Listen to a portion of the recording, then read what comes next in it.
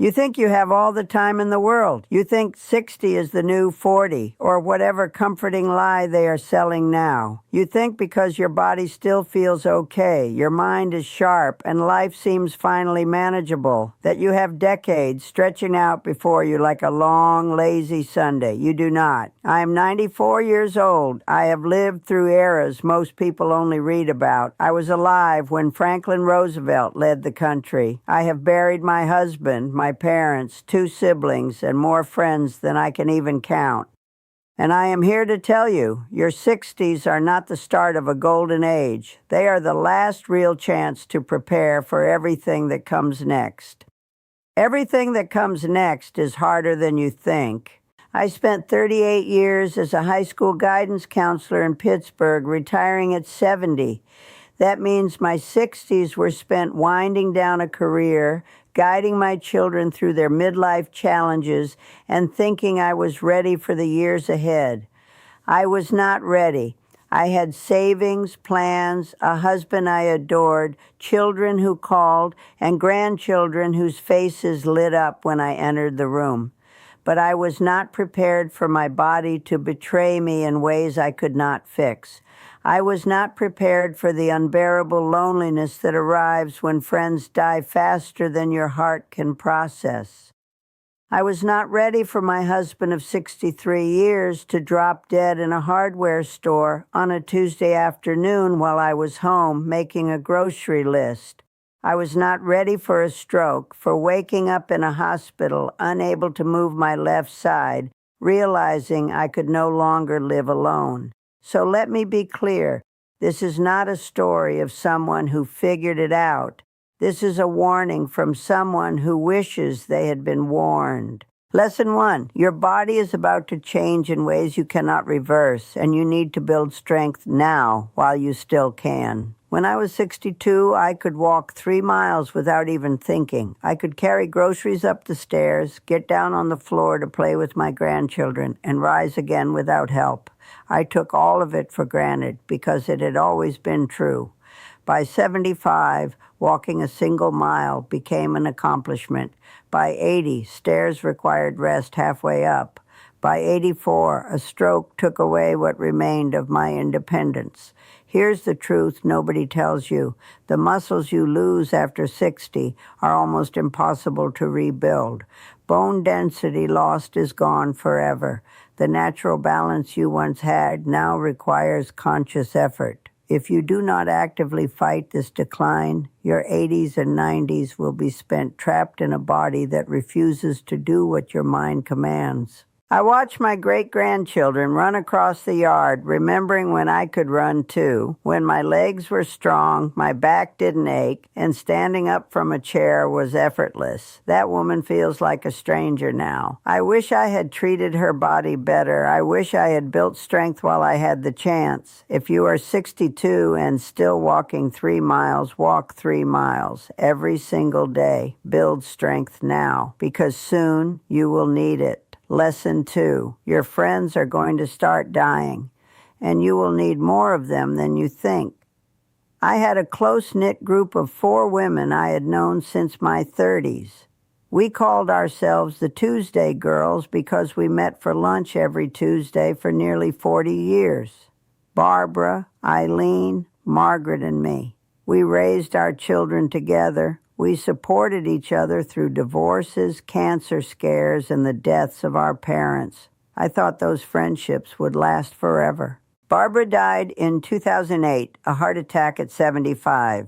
Eileen died in 2014, cancer, at 81. Margaret passed in 2020 at 87. I am the last Tuesday girl standing. I didn't make new friends in my 60s. I assumed I had enough. I assumed Barbara, Eileen, and Margaret would be there until the end. I didn't realize their end would come so much sooner than mine. Now at 94, most of the people who knew me when I was young are gone. My daughter is wonderful. My grandchildren visit when they can. But it is not the same as having a friend who remembers you at 35, who knew your parents, who held your babies, who shared your everyday life. Make friends in your 60s. Younger friends, older friends, new friends. any friends. Cast a wide net because you cannot know who will still be alive 20 years from now. The loneliness of outliving everyone you love is something I would not wish on anyone.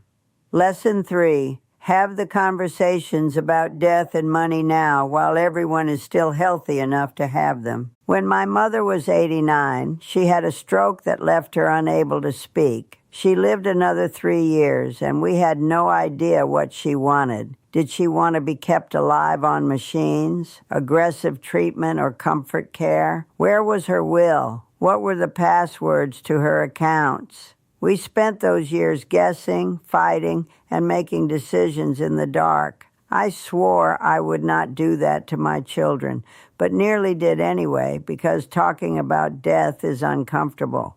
Nobody wants to sit down and say, here's what I want you to do when I am dying. Here's where the money is. Here's who gets what. It feels morbid. It feels premature. It feels like inviting death into the room. But death is coming whether you invite it or not. If you do not have these conversations now, you are leaving a mess for the people who love you.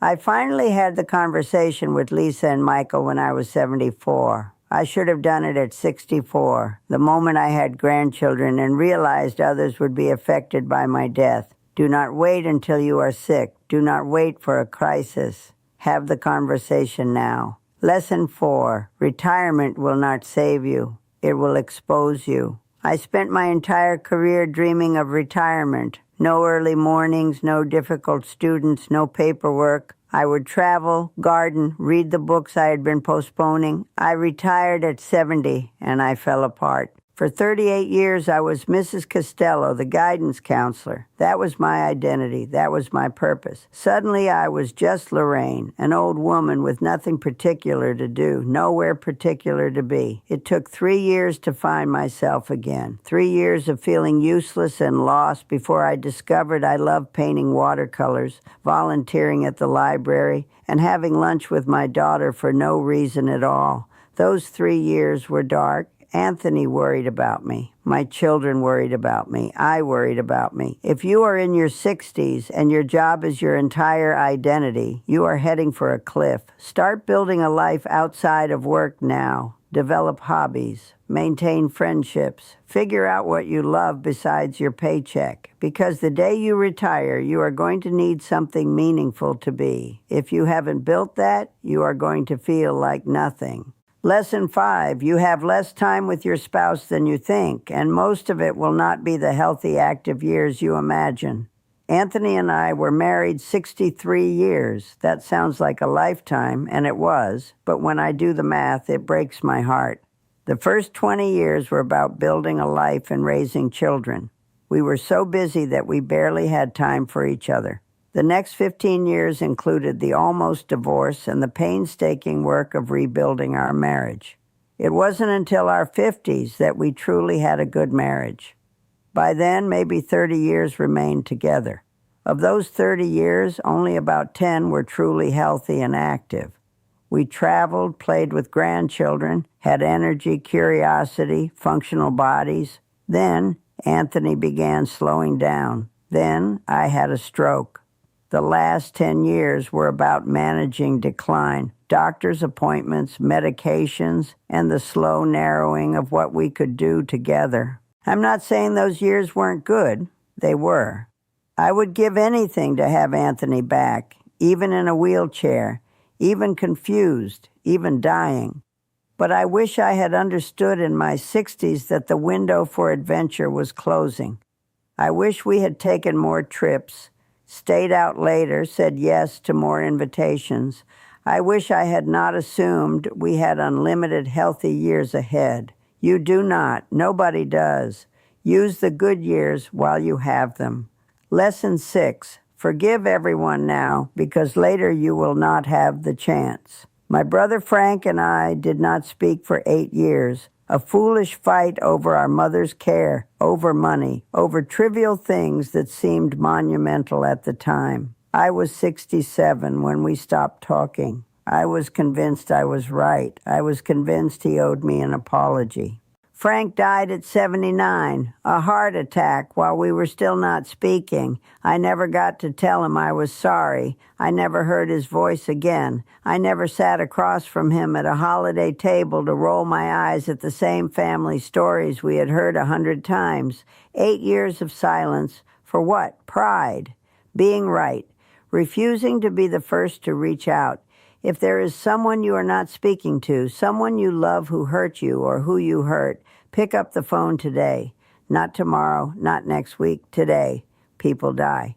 They do not wait for the right moment or the perfect apology. They just go, taking your chance with them. Lesson 7. Your adult children do not need your advice. They need your presence. I spent my 60s giving advice to my children about their careers, marriages, and parenting. I had decades of experience as a guidance counselor. I knew things, I had wisdom, but they did not want my wisdom. They wanted me to show up to be their mother, not their counselor. They wanted me to hold their babies, eat dinner at their tables, and ask about their lives without trying to fix anything. Every time I offered unsolicited advice, I was telling them I did not trust them to figure things out themselves. It took me until my 70s to learn to keep my mouth shut, to listen without solving, to be present without controlling. And by then, I had damaged my relationship with Michael so badly that we went 7 years without speaking. Your adult children are adults. They do not need instructions. They need love, presence, and trust while they figure out their own lives. That is harder than giving advice, but it is exactly what they need. Lesson 8. Write things down because you are going to forget everything. I have 11 grandchildren and 6 great-grandchildren. I cannot remember all their birthdays without checking my list. I cannot remember what I had for breakfast yesterday or conversations from last week. This is normal for a brain that lives long enough, but it is terrifying. Write down your memories. Write down family stories. Write down recipes your mother taught you, the way your father laughed, the name of your first dog. Write down what you want your grandchildren to know about who you were before age claimed you. I started keeping a journal at 78. I wish I had started at 60. I have lost so many memories that cannot be recovered. Memories that existed only in my mind, now gone forever. Do not let that happen to you. Lesson 9. You are going to be scared, and courage is doing it anyway. I was terrified of getting old, terrified of losing Anthony, terrified of being alone, sick, dependent. I spent my 60s trying not to think about it, as if ignoring my fear would make it disappear. It did not disappear. Everything I feared happened. Anthony died. I had a stroke. I lost my independence. I now live with my daughter because I cannot live alone. Every fear I had came true, but I am still here. I am still me. I still laugh at my granddaughter's jokes. I still look forward to my great-grandson's visits. I still savor a good cup of coffee in the morning. The things I feared did not destroy me. They changed me. They diminished me in some ways, but they did not end me. You cannot avoid loss, decline, or death. You will face all of it. But you can face it with courage instead of denial. You can prepare for it instead of pretending it will never come. And when it comes, you will discover you are stronger than you ever imagined. Lesson 10. The last 30 years go faster than the first 60. I blinked, and I was 70. I blinked, and I was 80. I blinked, and Anthony was gone, and I was 90, and now 94. Sitting here, I wonder where it all went. When you are young, time moves slowly because everything is new. When you are old, time moves fast because you have seen it all before. Seasons blur together. Years collapse into each other. One morning you realize a decade has passed and you cannot account for it. I am not saying this to frighten you. I am saying this so you pay attention. Pay attention to your 60s. Pay attention to your 70s. Pay attention to every single day. Time is moving faster than you think. You cannot slow it down, and you cannot get any of it back. Anthony died 6 years ago. 63 years together, and then he was gone in 45 minutes. A stroke in the plumbing aisle of a hardware store, surrounded by PVC pipes and copper fittings. He was a plumber for 40 years. He would have thought it funny. I talk to him every night before I fall asleep. I tell him about my day. I tell him about the grandchildren. I tell him I miss him. He does not answer, but I keep talking anyway, because that is what love becomes, a conversation with someone who is no longer there. I'm 94 years old. I have outlived almost everyone I have ever loved. And if I could go back to my 60s, to that woman who thought she had all the time in the world, I would grab her by the shoulders and say, listen to me. It goes fast, faster than you can imagine. Pay attention, be present, say I love you, take the trip, make the call, forgive the grudge. Because one day you will be sitting alone in your daughter's living room talking to a camera, hoping someone hears you before it is too late. Do not waste your 60s the way I wasted mine. You still have time, but not as much as you think. As I sit here at 94, reflecting on a lifetime filled with love, loss, triumphs, and mistakes, I want you to hear this clearly. Your 60s are not a dress rehearsal. They are the stage where everything you've built meets reality. The choices you make now about your body, your friends, your family, your passions will define how the next decades unfold. Build strength while you can. Cherish and expand your friendships. Have the hard conversations about money and death now. Build a life outside of work. Love your spouse fiercely while you still have the chance.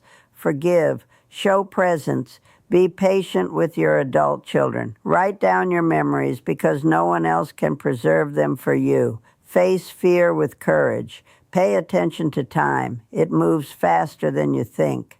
All of these lessons are born from experience, not theory.